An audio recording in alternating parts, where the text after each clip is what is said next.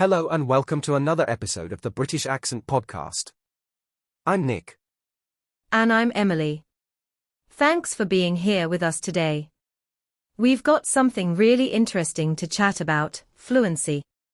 What it actually means, and why, if you're listening to this, you might already have more of it than you think. Yeah, I think a lot of learners put fluency on this high shelf, like it's some magical place you arrive at after years of perfect grammar and perfect pronunciation. But honestly, fluency isn't what most people think it is. No, it's really not. Fluency doesn't mean speak like a native, or never make a mistake. It's more about how naturally you can communicate your ideas, even if you still pause, hesitate, or search for words now and then. Exactly. In fact, native speakers pause all the time. They say, they repeat themselves, they lose track of their sentences. That's all part of real-world speaking, and it's completely normal. Totally. And yet, we've got this idea that if your English isn't fast, smooth, and flawless, then you're not fluent yet. But fluency is more about flow, not perfection. That's it, flow. Can you hold a conversation without freezing up? Can you express your thoughts in a way people understand? Can you keep the interaction going even if you need to rephrase something? That's fluency. Right? And sometimes people speak slowly but clearly and they are fluent. Others might speak quickly but struggle to connect their ideas, and they're not quite there yet. Speed isn't everything. I think learners need to hear that. Because it's easy to compare yourself to others, people online, native speakers, even classmates, and think you're behind. But fluency isn't about comparison. It's about your ability to express yourself.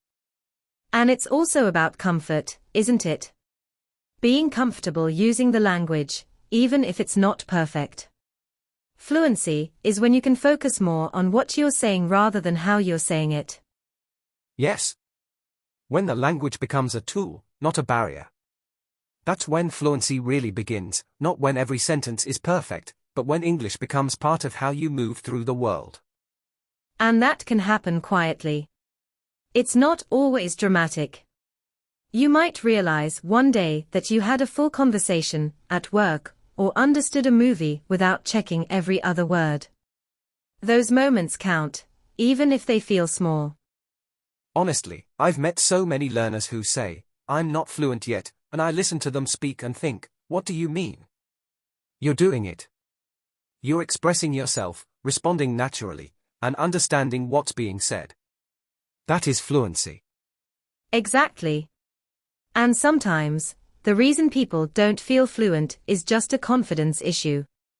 They've set the bar so impossibly high that they don't notice they've already passed the real milestone. And fluency isn't a fixed point either. It can look different in different situations. You might feel fluent chatting with a friend but less so in a job interview. That's normal. Even native speakers adjust how they speak depending on context. Yes. Fluency is flexible. It's not about being perfect in every situation. It's about adapting, communicating, and being able to stay in the conversation, even when it's tricky. Exactly. I mean, even we have moments where we search for the right word, or lose our train of thought mid-sentence. That doesn't mean we're not fluent in English, it just means we're human. That's the thing, fluency isn't about sounding robotic. It's about sounding real. And real speech has pauses, rephrasing, even filler words. If you're doing those things in English, you're probably more fluent than you realize. And it's worth saying, fluency is emotional too. It's the confidence to speak up even when you're not 100% sure. It's trusting that people will understand you, and that you can keep the conversation going even if you hit a bump. And that trust builds over time. It doesn't happen in one moment, it happens through little wins. Like answering a question without rehearsing it first. Or following a conversation without zoning out. Those are signs of fluency too. One of my students once said, I only feel fluent when I speak without thinking. And I told her, fluency isn't the absence of thought. It's when you don't panic every time you speak. That's such a good point. Thinking is part of language. It's natural. Even native speakers pause to find the right words sometimes. So if you're thinking while you speak, that's fine, that's normal. And sometimes I'll ask learners, can you tell a story in English, or can you explain how you feel about something? If they can do that, even slowly, I'd say, yes, you've reached a solid level of fluency. And don't underestimate how much of fluency is about listening, too.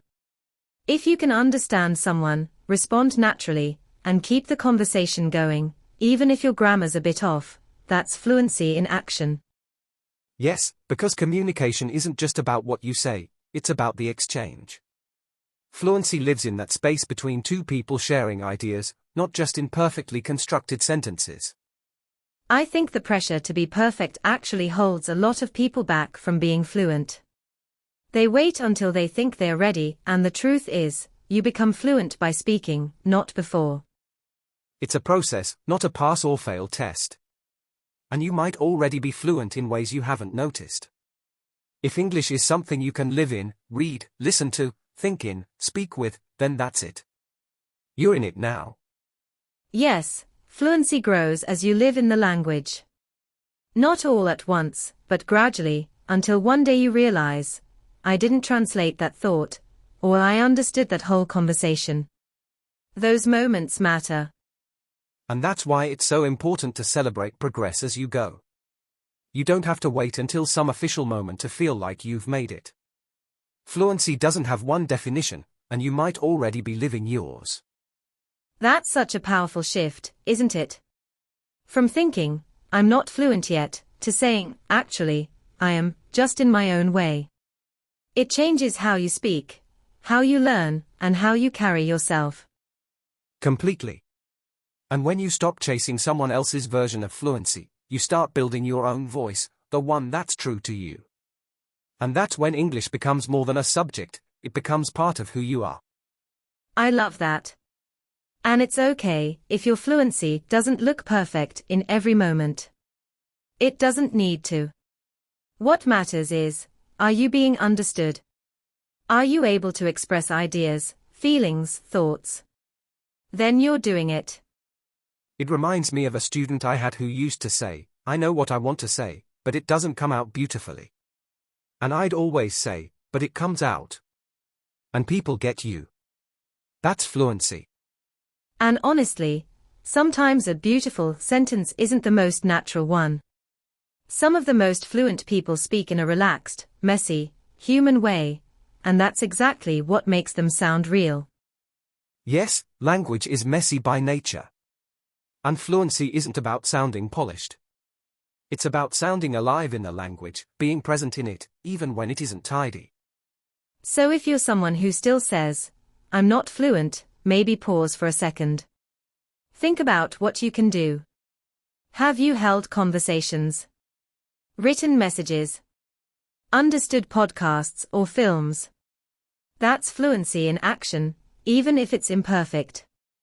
And the brilliant thing is, your version of fluency will keep growing. You don't stop once you reach it. You just keep deepening it. Adding to it. Making it more comfortable, more flexible, more you. Yes, fluency is a moving target. And that's a good thing. Because it means there's always more to discover, but you're already enough to use what you have. And that's where confidence starts, isn't it? Not from knowing every rule, but from trusting that your voice belongs in English, even if it stumbles, even if it hesitates. Absolutely. When you stop seeing yourself as someone who's trying to be fluent, and start seeing yourself as someone who is fluent, your whole relationship with the language shifts. So maybe fluency isn't something you earn at the end, maybe it's something you've had all along, but just didn't realize. And if you take nothing else from today, let it be this: you don't need to wait for perfection to call yourself fluent. If you're expressing yourself, connecting with people, and using English in your real life, that is fluency. Be proud of the way you speak right now, not just the version you're working towards. Because your English, as it is today, already has value, and so do you. Thanks for listening and spending this time with us. It means the world to know we're part of your learning journey. You're doing better than you think, keep going, and keep speaking. We'll talk to you again soon.